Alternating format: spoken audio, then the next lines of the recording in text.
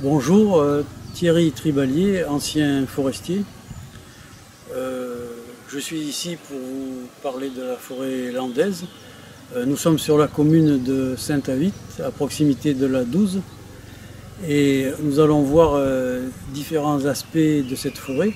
Alors, tout d'abord, l'aspect classique que tout le monde connaît, la forêt en ligne, dont le but est de produire du bois et qui a l'inconvénient de ne pas être très diversifié. Et puis nous irons dans divers endroits pour voir d'autres aspects assez intéressants de cette forêt et peut-être un peu moins connus. Dans ce type de peuplement, l'objectif est uniquement la production de bois.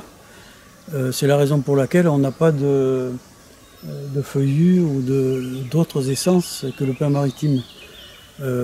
Les techniques modernes de culture du pin maritime imposent des débroussaillements fréquents et ces débroussaillements suppriment toute la végétation qui pourrait accompagner le pin maritime. On va voir des endroits un peu plus loin où cette diversité a été préservée. L'objectif principal c'est la production de bois pour la charpente, pour le sillage, pour le sillage destiné à l'emballage, pour le bois énergie également, pour la papeterie bien sûr. Et donc c'est le principal objectif. Donc on ne cherche pas à faire autre chose que de la production de bois.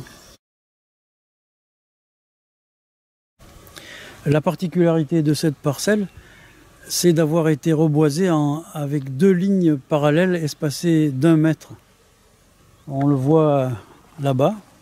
Donc dans cette ligne là, on voit bien les 2 rangées de pins. Il y a aussi une nouvelle utilisation qui commençait à apparaître avant la tempête, qui était le bois énergie, c'est-à-dire la production de chaleur avec des chaudières spécialisées dans l'utilisation de plaquettes produites en forêt par le déchiquetage du bois.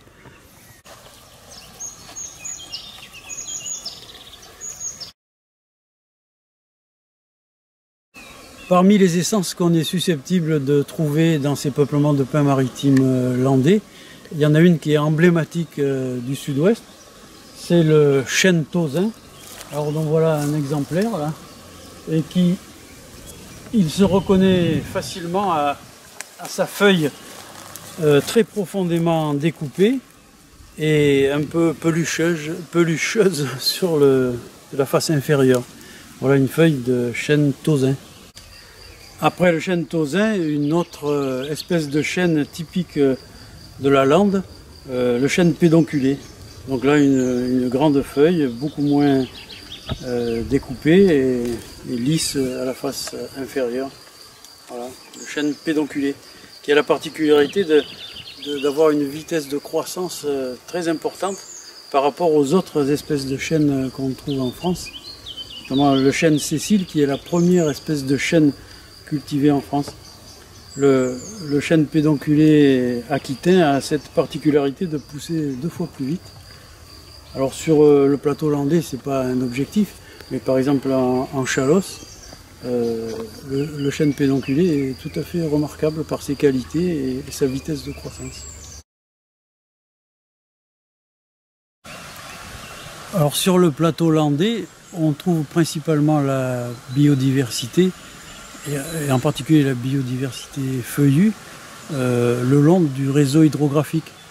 Là, nous sommes au bord d'un ruisseau qui est un affluent de la Douze, et nous pouvons remarquer une très grande abondance de feuillus. Ici, ce sont des aulnes glutineux, le vergne traditionnel, mais il n'y a pas que ça, il y a aussi du noisetier, du chêne pédonculé, de l'érable champêtre, et bien d'autres essences. On trouve aussi couramment l'osmonde royal. Ce réseau hydrographique qui entaille profondément le plateau landais, souvent sur une dizaine de mètres, des fois une vingtaine, permet la constitution d'une forêt-galerie feuillue très très intéressante parce que c'est elle qui est source de biodiversité, qui permet à un nombre d'espèces végétales et à toute une faune de persister malgré les interventions assez brutales qui se produisent sur les zones productrices de bois.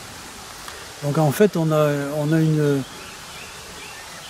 une forêt landaise qui est beaucoup plus originale que celle qu'on connaît habituellement quand on se promène uniquement sur le plateau.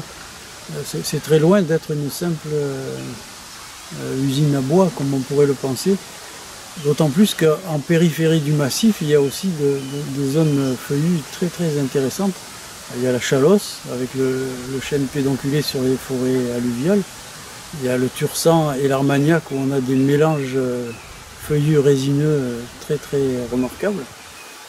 Il y a tout le cordon dunaire qui borde la forêt landaise et qui est géré en régénération naturelle où on trouve notamment dans le Marensin du chêne vert, du chêne liège, tout ça.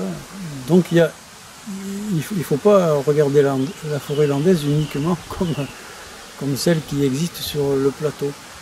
Il y a bien des aspects intéressants qui sont cachés.